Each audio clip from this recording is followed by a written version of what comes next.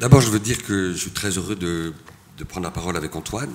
Parce que dans la vie d'un avocat, c'est un très grand privilège de défendre quelqu'un comme Antoine Deltour. Je vais peut-être le faire rougir comme d'habitude. Et je voudrais dire que la situation dans laquelle se trouve Antoine est au cœur d'un conflit, d'une guerre sourde, souterraine, entre une énergie citoyenne européenne et au-delà de l'Europe, qui essaie de pousser les gouvernements à protéger les lanceurs d'alerte, et puis d'autres forces contraires, plus sournoises, plus clandestines.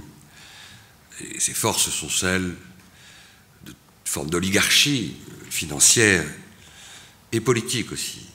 Elles s'escortent, elles s'accompagnent, qui veulent à tout prix maintenir une forme d'irresponsabilité juridique face à leur forfait, face à leur turpitude, et qui voient dans les lanceurs d'alerte l'ennemi numéro un, l'adversaire le plus inquiétant. Pourquoi l'adversaire le plus inquiétant? Puisque c'est celui qui vient de nulle part, qui se propulse comme un homme très ordinaire comme Antoine, mais très ordinaire mais aussi très extraordinaire, et qui vient parfois de l'obscurité en cassant, déverrouillant des secrets défense Snowden, des secrets d'affaires, des secrets bancaires comme Falciani, comme Antoine Deltour. Mais je ne peux pas résister à la gourmandise de poser quelques questions à Antoine. J'espère que tu répondras de la même façon que quand je te posais ces questions au tribunal. Ça serait bien. Si on est filmé, il ne faut pas que je sois contradictoire. Est-ce qu'une question que j'imagine un certain nombre d'entre vous se posent, parce qu'on ne devient pas lanceur d'alerte comme ça, on ne désobéit pas comme ça. Quand on a une famille, un travail, c'est une prise de risque. Et d'ailleurs, pour que les choses soient bien claires, il y a une confusion à laquelle il faut tordre le cou tout de suite. C'est que la loi protège de plus en plus les lanceurs d'alerte, les encourage même. Et plus les lanceurs d'alerte sont protégés, moins ils sont encouragés à désobéir. Donc un désobéissant, c'est un lanceur d'alerte qui échoue à lancer l'alerte, ou qui n'est pas suffisamment protégé. Antoine, quand tu donnes ce support qui va provoquer ce séisme européen et presque mondial, tu as un moment d'hésitation, tu hésites, tu tâtonnes, tu as un dilemme, tu pèses le pour et le contre. Oui, bien sûr, il y a eu toute une période de réflexion. Alors, j'avais déjà des convictions assez fortes, mais j'avais effectivement, je me sentais relativement désarmé face à cette masse de documents et aux risques potentiels que je pouvais prendre en les communiquant. Et c'est loin d'aller de soi, quoi. Le choix de l'interlocuteur, alors la loi Sapin 2 prévoit un parcours plus ou moins balisé, mais le choix de l'interlocuteur est loin d'aller de soi. Mais je pense que c'est... Et qu'est-ce qui va se passer? Tu es face à lui, comment ça va se traduire ton hésitation? Qu'est-ce que tu fais? Bon, alors, il y a le fameux épisode de la cigarette sur le balcon. Voilà. Tu t'en vas en fait. Oui, tu vas t'échapper un instant. Oui, et tu vas peser le pour et le contre. Je pèse les risques, et ma manière d'évacuer un peu cette question, c'est de me dire que j'espère rester une source anonyme, hein, et c'est la suite des événements qui m'a contraint à être identifié et à sortir de l'anonymat, mais j'étais tout à fait prêt à assumer mes actes. Et surtout, enfin, je pense que la motivation de beaucoup de lanceurs d'alerte, c'est pas des Don Quichotte ou des martyrs. Je pense que c'est aussi une question d'équilibre personnel, c'est aussi une question de bien-être, parce que voilà, comme je le disais, comme beaucoup de monde, je pense, on est quand même en quête de sens, et je souhaitais être en accord avec ma conscience. Et pour moi, c'était communiquer ces documents, c'est une manière de partager quelque chose qui pesait sur ma conscience et de faire évoluer un débat sur le sujet. J'ai comparé Antoine à plusieurs reprises à Edward Snowden, que je défends aussi, en disant que l'un et l'autre étaient des lanceurs d'alerte ou des désobéissants chimiquement purs. Est-ce que tu te sens un lanceur d'alerte chimiquement pur? Ce serait hyper prétentieux de le dire. Mais enfin, en tous les cas, tu confirmes que c'est vraiment l'irruption de ta conscience éthique personnelle qui a été le seul moteur de ton action. Évidemment, enfin, à partir du moment où j'étais tout à fait disposé à rester une source anonyme, enfin, on ne peut pas m'accuser d'avoir cherché un quelconque, une attention, une forme de notoriété ou même un enrichissement personnel. Évidemment, l'enquête luxembourgeoise a cherché à trouver des traces d'enrichissement personnel, mais bon, enfin, ils ont absolument rien trouvé. Actuellement, je gagne à peu près 2 fois moins que ce que je gagnerais en continuant ma carrière au Luxembourg. Enfin, voilà, c'est des choix de vie personnels. Et ce fardeau d'être devenu un symbole à l'échelon européen, sur tes épaules, toi qui voulais mener une petite vie discrète, anonyme, tranquille, est-ce que finalement ce fardeau, tu l'as endossé complètement, tu l'assumes maintenant aujourd'hui? C'est effectivement pas un choix et je pouvais pas l'anticiper. Après, c'est le prolongement de l'engagement que j'ai eu en communiquant ces documents. Donc effectivement, actuellement, on me propose de temps en temps d'intervenir dans des contextes assez variés et si ça permet de promouvoir les alertes en général et la justice fiscale, je suis tout à fait enthousiaste. Très bien.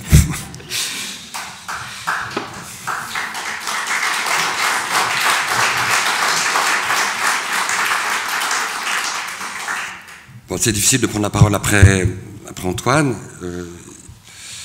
Tâchez de revenir un petit peu sur pourquoi, en ce début du XXIe siècle, explose comme ça, bourgeonne à travers le monde, une nouvelle génération de lanceurs d'alerte, de désobéissants, et pour comprendre pourquoi il s'agit d'une génération inédite et qui tranche avec les désobéissants du XIXe et du XXe siècle. C'est pas forcément inopérant de faire une petite marche arrière dans le temps pour comprendre cette évolution. Alors évidemment, de tout temps, depuis que l'humanité existe, cette conscience qui d'ailleurs n'a pas disparu, que s'il y a trop de désobéissants, les sociétés s'écroulent et se déconstruisent et tombent dans le fracas. Donc la loi de l'obéissance est quand même le ferment de la cohésion d'une société. Et pourtant, simultanément, il y a toujours eu cette idée qu'il y avait des principes fondamentaux, des principes supérieurs qui pouvaient justifier qu'à certains moments, des citoyens non seulement avaient le droit, mais avaient le devoir de désobéir. Alors l'histoire est longue, depuis Antigone, en passant par Cicéron, en passant par saint Augustin, qui est le premier à évoquer un précepte divin, où là, l'obligation de faire prévaloir sa conscience était l'obligation d'obéir à une force supérieure à toutes les lois, qui était Dieu. C'est-à-dire Dieu qui devait commander de ne pas commettre l'irréparable, de ne pas commettre la barbarie. Et donc c'est saint Augustin qui a dit le soldat doit une obligation inflexible à son supérieur hiérarchique, sauf quand on lui demande de commettre l'irréparable, c'est-à-dire la barbarie. Il l'a dit pour la première fois d'une façon extrêmement mystique, puis c'est le premier grand texte, c'est celui de saint Augustin qui évoque ce devoir de désobéissance. Par la suite, évidemment, qu'il y a eu des millions de citoyens anonymes qui ont désobéi pour essayer de consolider les institutions, pour sauver même des communautés. Et puis, on arrive vite au XXe siècle, qui est caractéristique de grands désobéissants, qui sont des désobéissants qui, sur un geste, ne vont pas provoquer des séismes, ne vont pas provoquer les tremblements de terre, ou plutôt si vont provoquer les tremblements de terre, mais vont le faire en fédérant sur leur nom, sur leurs paroles et sur leur action, l'action de millions d'autres citoyens. C'est évidemment Gandhi et c'est évidemment Martin Luther King, qui sur une intuition formidable, qui sur un héroïsme individuel, vont pour l'un faire tomber la colonisation anglaise et pour l'autre vont obliger Lyndon Johnson en 1964 à promulguer la première loi établissant un minimum d'égalité dans les droits civils et politiques entre les Afro-Américains et les Américains. Et ce sont ces deux personnages exceptionnels qui ont, d'une façon absolument remarquable, été l'incarnation des grands désobéissants du XXe siècle. Martin Luther King dit il y a deux sortes de lois, les lois justes et les lois injustes. Je suis le premier à préconiser l'obéissance aux lois justes, c'est une responsabilité morale aussi bien que légale. Et il rajoute tout de suite, or c'est la même responsabilité morale, la même que celle qui commande d'obéir à la loi, qui commande de désobéir aux lois injustes. Je soutiens qu'un homme qui refuse d'adhérer à une loi lui paraissant injuste en son âme et conscience et qui se soumet de plein gré à la peine de prison afin d'en démontrer la justice à ses concitoyens exprime en agissant ainsi son très grand respect pour la loi. Et donc il dit, la meilleure façon de protéger la loi, c'est de désobéir à la loi. Et la meilleure façon de dire son respect pour la démocratie, de consolider les institutions, c'est de désobéir. Alors évidemment, tout ce mouvement a été accompagné, je vais vite, par tout un mouvement philosophique, celui de John Rawls, celui du philosophe John Locke et celui d'Hannah Arendt, qui a été une des premières philosophes à conceptualiser le devoir de désobéissance, en évoquant une très jolie notion, en disant qu'au fond, la désobéissance, c'était une ultime voie d'appel pour le citoyen qui, après avoir épuisé toutes les possibilités de protestation, utilisait cette voie d'appel, c'est-à-dire de désobéir à la loi pour obliger précisément au changement de la loi. Alors, la protection qu'évoquait il y a quelques instants Antoine Deltour pour les lanceurs d'alerte, ce mouvement très très récent qui date maintenant de 10 ou 15 ans. Il y a 10 ou 15 ans dans les médias européens, on ne parlait pratiquement jamais des lanceurs d'alerte. Ce grand mouvement, il a aussi deux autres sources juridiques, philosophiques et morales. Ces deux sources, ce sont celles qui figurent à l'article 2 de la Déclaration des droits de l'homme de 1789, qui prévoit le droit, sinon le devoir, de résister à l'oppression. L'obligation de résister à l'oppression, c'est la version collective du droit à la désobéissance individuelle. C'est l'obligation pour les citoyens, le droit pour les citoyens de résister à la tyrannie, parce que là, on est dans la dimension la plus paroxystique, la plus ultime de ce qui fonde le fait de franchir le Rubicon, c'est-à-dire sauver sa peau. Désobéir à la loi pour sauver sa peau et sauver la peau des gens qu'on aime et sauver la peau d'une communauté. C'est donc l'obligation de survie, physiquement, qui fonde le devoir de résister à la tyrannie. Et en parallèle à ce devoir de résister à l'oppression, qu'on trouve d'ailleurs dans le préambule de la Déclaration universelle du 10 décembre 1948, qui a été adoptée par l'Assemblée générale des Nations unies, il y a évidemment une autre obligation, qui est celle du soldat, de refuser de désobéir, d'obéir à un ordre, quand cet ordre lui semble manifestement illégal. Le temps me manque, mais juste un mot, au tribunal de Nuremberg, l'accusation représentée par un très grand juriste anglais qui était Sir Harley Shawcross dit: le loyalisme politique, l'obéissance militaire sont des choses excellentes, ils ne le discutent pas, mais elles n'exigent ni ne justifient la perpétration d'actes manifestement injusticiables. Il arrive un moment où un être humain doit refuser d'obéir à son chef s'il doit aussi obéir à sa conscience. Même le simple soldat qui sert dans les rangs de son pays n'est pas tenu d'obéir à des ordres illégaux. Ça fonde toute une série d'actions, toute une série de procès très tumultueux qui ont eu lieu en Allemagne, où justement des hommes et des femmes ont opposé ce devoir d'obéissance aveugle pour essayer d'échapper à l'application parfois très sévère à la loi pénale. Le dernier exemple, en France, c'est la défense de Maurice Papon, célèbre préfet français, qui a opposé l'obligation pour un haut fonctionnaire de servir son supérieur hiérarchique pour tenter de trouver vainement, fort heureusement, une exonération pénale au fait qu'il avait fermé les yeux, au fait qu'étaient envoyés dans les trains de la SNCF française des enfants à la mort à Auschwitz. Donc ce sont ces deux sources lumineuses qui fondent aujourd'hui ce nouveau courant que j'évoquais il y a quelques instants, c'est-à-dire cette nouvelle génération de lanceurs d'alerte qui, au XXIe siècle, se distinguent des grands désobéissants du XXe siècle parce qu'ils agissent de façon solitaire. Et ce qu'ils surmultiplient, Ce n'est pas un grand mouvement collectif qui va contribuer à ce qu'il y ait 1000, 10 000, 50 000 personnes qui désobéissent, mais qui vont provoquer un mouvement collectif qui va faire pression sur les pouvoirs publics pour modifier une réglementation qu'ils considèrent comme profondément contraire au bien public et à l'intérêt général. Et l'intérêt général, c'est ça dont il est question dans l'émergence des lanceurs d'alerte du XXIe siècle. C'est ça dont il est question, et donc il faut s'interroger ensemble là sur qu'est-ce qui fait que ça se passe comme ça maintenant. Qu'est-ce qui fait que ça ne s'est pas passé il y a 30 ou 40 ans, et qu'est-ce qui fait que c'est en train de se surmultiplier et que partout dans le monde surgissent des désobéissants individuels qui rebattent toutes les cartes, qui prennent parfois des risques terribles, de mort professionnelle, de mort sociale ou de mort physique tout court.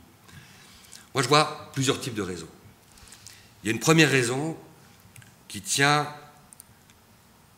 à la conscience de plus en plus aiguë du fait que la planète, l'humanité, sont menacées par des périls d'une très grande gravité. Ces périls, ce sont ceux sur la biodiversité, ce sont ceux sur l'économie réelle, du fait d'une planète finance folle, assoiffée d'hyperprofit et de cupidité, et qui mettrait en cause les grands équilibres de la macroéconomie. C'est la perception de risque pour les futures générations, ceux qui sont au cœur des discussions de la COP21 pour essayer d'éviter que la température dans 30 ou 40 ans soit multipliée par 10 ou 15%. Et c'est aussi une perception plus complexe que la menace terroriste pourrait conduire nos démocraties à devenir des états d'exception larvés, menaçant gravement en cause nos libertés publiques et nos vies privées. C'est l'inspiration évidemment d'Edward Snowden. Donc il y a cette conscience commune de risque de plus en plus diffus.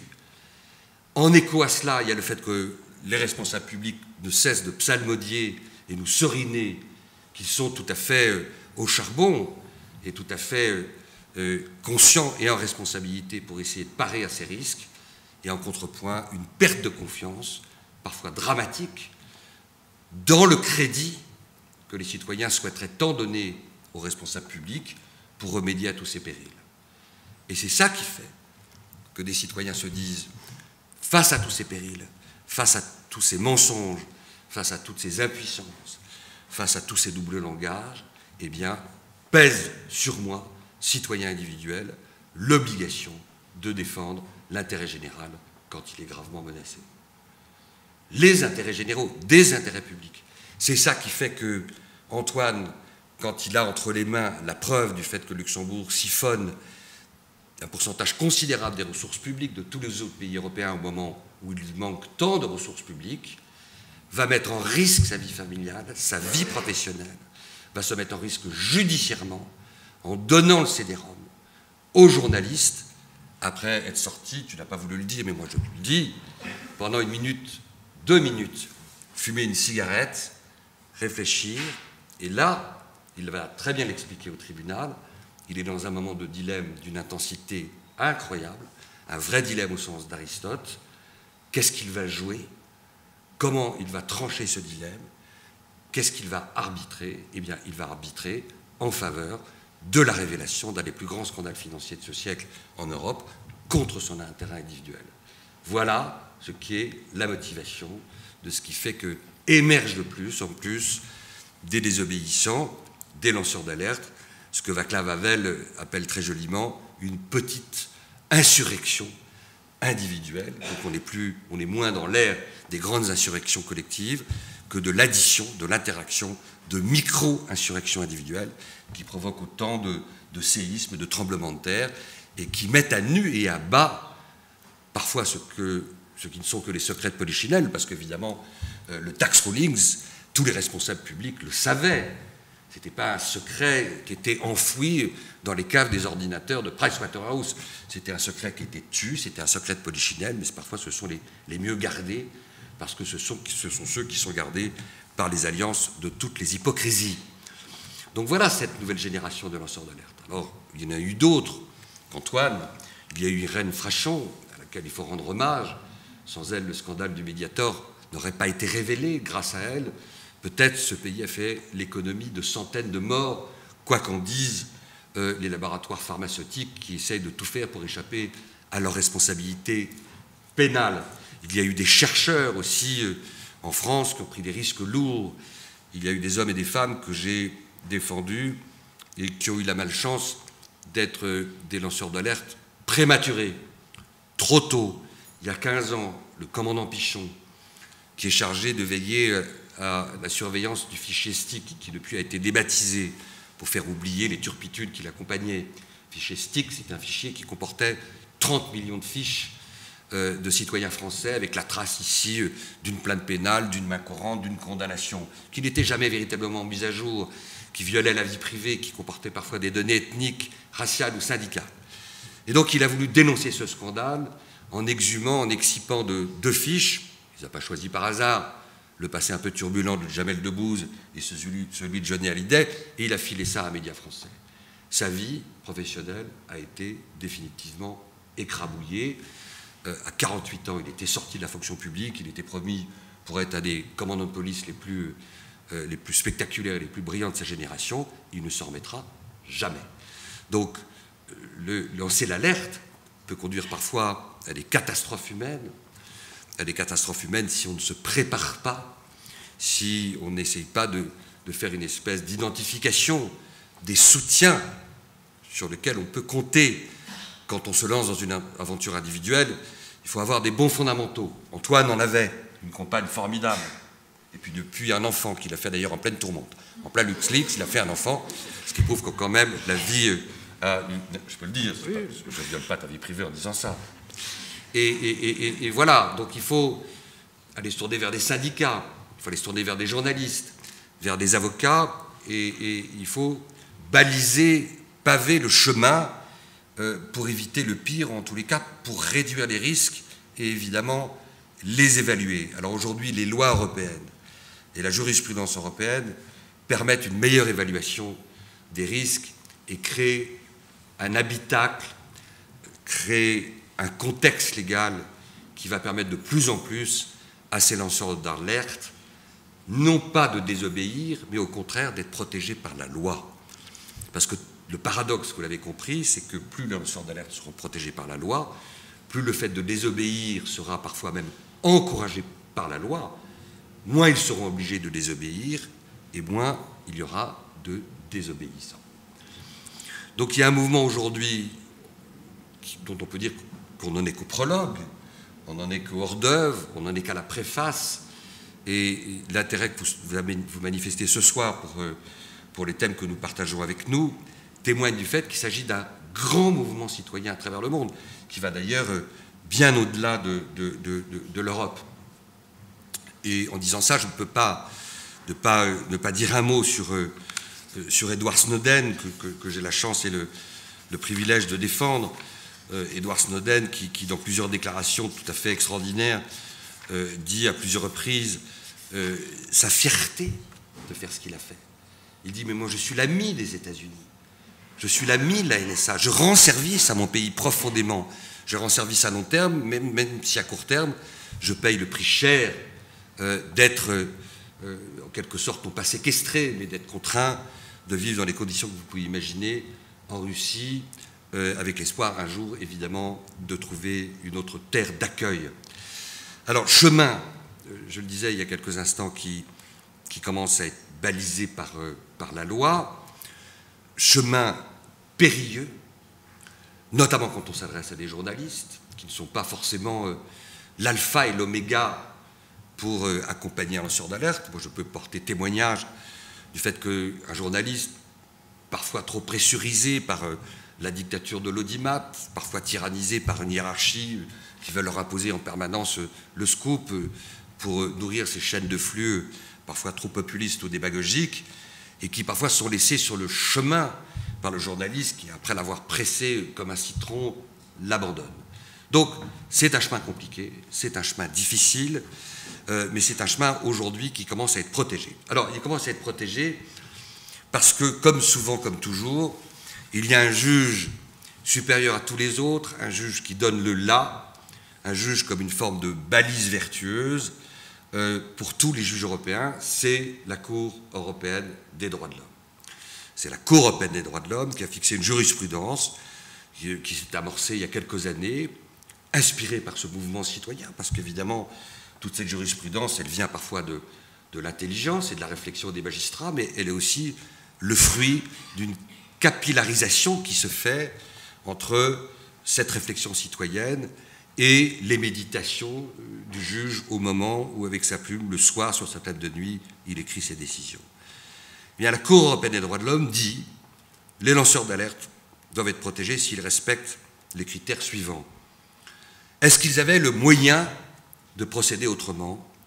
Est-ce que l'intérêt public présenté par les informations est indiscutable? Est-ce que les informations communiquées étaient exactes?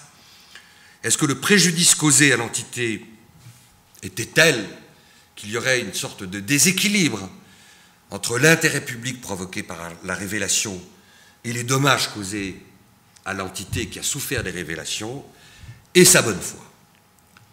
Et aujourd'hui, toutes les grandes lois européennes, et la loi Sapin qui a été votée au mois de décembre, une belle loi d'ailleurs, cette loi Sapin 2, et dans ce quinquennat de François Hollande, on ne va pas non plus faire semblant de ne pas être satisfait qu'il y ait une loi qui mérite célébration. Il n'y en a pas eu tant que cela. Et pour une fois qu'il y a une loi qui mérite quelque enthousiasme, eh bien, on se doit de le souligner. Et cette loi, elle reprend ce critère essentiel qui est celui de la bonne foi et du désintéressement. Il n'est pas pensable de protéger un lanceur d'alerte s'il agit, ne serait-ce que pour une fraction, avec mauvaise foi. Pour deux raisons très simples. Parce que la mauvaise foi signifie un intérêt personnel, qui peut être une vengeance, qui peut être une petite vendetta, qui peut être une boursouflure narcissique ou pathologique. Et dans ce cas-là, cette part de mauvaise foi, elle va polluer et hypothéquer ce qui doit être le fondement éthique de la démarche du lanceur d'alerte, c'est-à-dire une forme d'intégrité personnelle, parce que c'est cette intégrité qui fait quoi? Qui fait que va s'universaliser son action et que vont se fédérer sur lui des millions de citoyens. Mais les citoyens ne peuvent pas se fédérer sur une démarche qui est aspirée par quelque chose qui donne le sentiment qu'il y a un petit mobile, un peu mesquin ou un peu malin. Donc c'est un critère universel qu'il faut évidemment à tout prix préserver. Et la deuxième raison, c'est que si on protège les lanceurs d'alerte de mauvaise foi, on donne des arguments à tous ceux qui, encore à l'Assemblée nationale, il y a quelques semaines, y compris un sénateur, qui a dit oui, avec cet avocat Bourdon, c'est Vichy qui revient. Ben oui, c'est Vichy qui revient, bien sûr.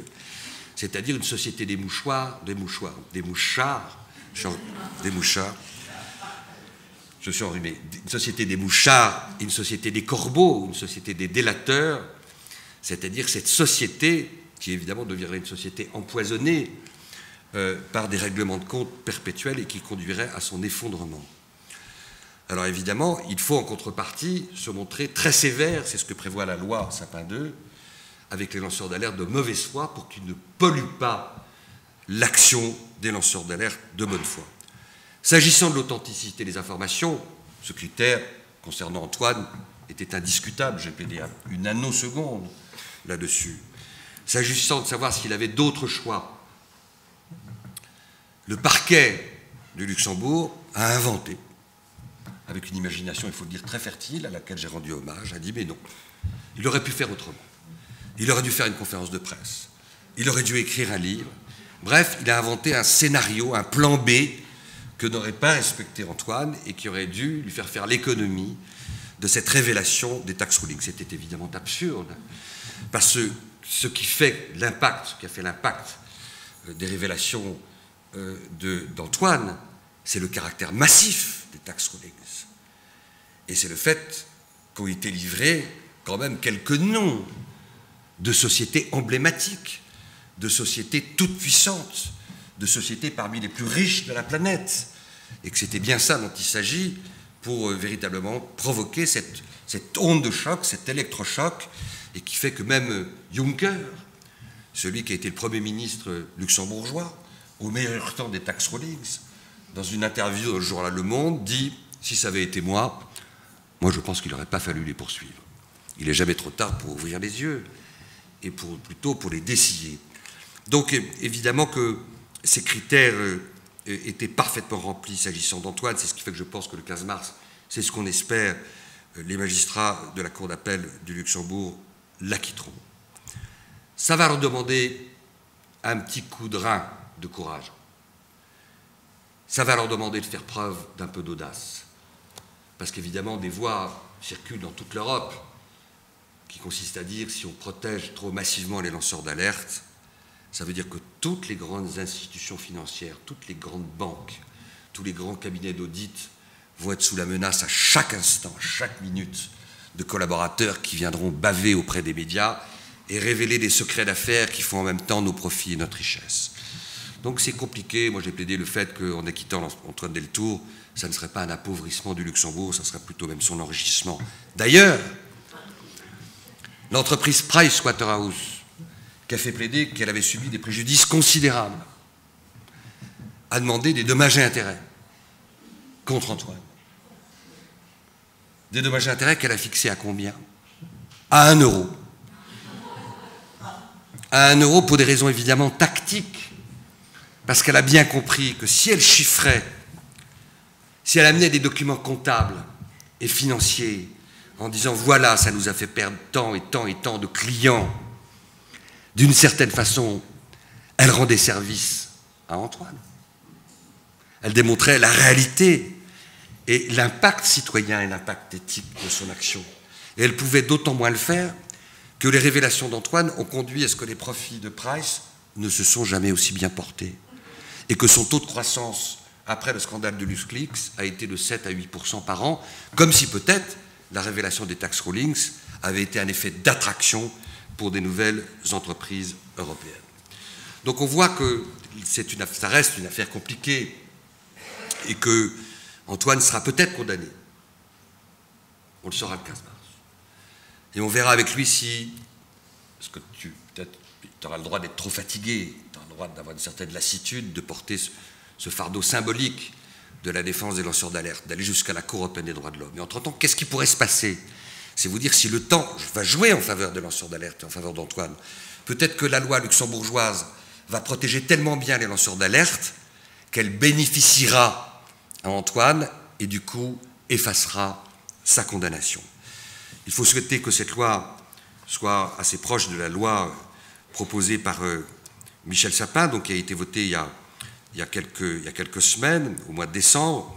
Cette loi définit le lanceur d'alerte comme une personne physique qui révèle ou signale de manière désintéressée et de bonne foi un crime ou un délit, une violation grave et manifeste d'un engagement international, régulièrement ratifié ou approuvé par la France, d'un acte unilatéral d'une organisation internationale pris sur le fondement d'un tel engagement de la loi ou du règlement, ou, et c'est ça le plus important, une menace ou un préjudice grave pour l'intérêt général dont elle a eu personnellement connaissance. Jusque-là, la loi française et la majorité des lois européennes protégeaient les lanceurs d'alerte quand ils agissaient de bonne foi et quand ils se limitaient à révéler un crime ou un délit. Et donc moi j'ai beaucoup œuvré avec d'autres, on était voir des parlementaires, en disant mais si demain il y a un petit frère d'Antoine Deltour, il y en aura d'autres, en France, s'il révèle un mécanisme d'optimisation fiscale agressive, ça ne sera pas forcément un crime ou un délit. Mais ça sera perçu comme une menace grave pour l'intérêt général. Voilà l'origine de cette extension qui fait que cette définition est relativement convenable. Alors évidemment, ne sont pas couverts le secret de la défense nationale, le secret médical ou le secret des relations entre un avocat et son client. Ça pose toute une série de problèmes techniques, mais le temps me manque pour les évoquer, sauf à dire que la loi Urvoas, celui qui est notre garde des Sceaux, vous le savez, mais qui le 24 juin 2015 a été le grand architecte d'une loi qui a étendu massivement les pouvoirs des services de renseignement dans ce pays, a prévu une disposition que je ne vais pas détailler parce qu'elle est très technique, mais qui fait que si demain il y avait un Edward Snowden français, il aurait, à mon avis, un chemin à parcourir extrêmement compliqué, quasi impossible. Il ne pourrait que se heurter à des murs et des impasses pour pouvoir révéler au grand public d'éventuels très graves dérapages de nos services dans la lutte contre le terrorisme. Donc aujourd'hui, je peux le dire, un Edward Snowden à la française n'aurait aucune espèce de chance d'exister. Ce que cette loi Sapin 2 offre, c'est la possibilité pour les lanceurs d'alerte, c'est important de partager ça avec vous, parce que c'est sur cette base-là que demain des lanceurs d'alerte seront protégés, il doit s'adresser d'abord à son supérieur hiérarchique, l'employeur ou un référent. En l'absence de réaction du destinataire à l'intérieur de l'entreprise, dans un délai raisonnable que la loi ne fixe pas, il peut s'adresser à l'autorité administrative ou aux ordres professionnels. En cas d'inefficience ou d'absence de réaction, il peut éventuellement, dans certains cas, rendre le signalement public, c'est-à-dire s'adresser aux journalistes. En cas d'urgence, en cas de danger grave ou imminent, au risque de dommages irréversibles, il peut balayer toutes ces différentes options et étapes et s'adresser directement au public. Il faudra lire les décrets d'application de cette loi qui vont être publiés là en ce moment pour déterminer le caractère plus ou moins ouvert ou fermé de la loi. Conditions de bonne foi, de désintéressement, je le disais, respecter les paliers, et une disposition centrale pour laquelle personnellement je me suis beaucoup battu, qui était d'instaurer une forme d'irresponsabilité pénale. Pourquoi une forme d'irresponsabilité pénale? Parce qu'il y a des lanceurs d'alerte qui, pour lancer l'alerte, ne pourront pas faire autrement qu'au violer la loi. Et s'ils ne sont pas garantis d'une forme d'exception de procédure, c'est-à-dire d'immunité, d'irresponsabilité pénale, eh bien, ils ne la violeront jamais. Et donc, il faut leur garantir une espèce de couloir, une espèce de sanctuaire dans lequel ils vont s'installer et qui devrait leur permettre de lancer l'alerte sans risquer les foudres de la loi.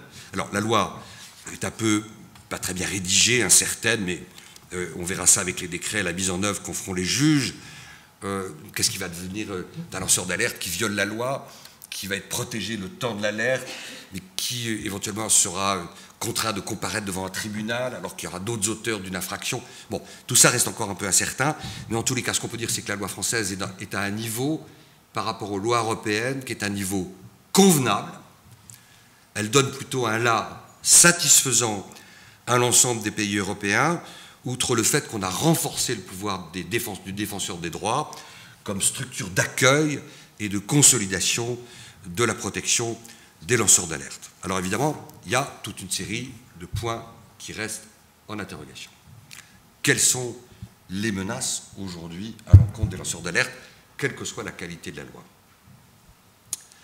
Ces menaces, ce sont celles qui viennent du travail inlassable que font un certain nombre de lobbies à Bruxelles ou ailleurs pour essayer d'obtenir la criminalisation du secret des affaires.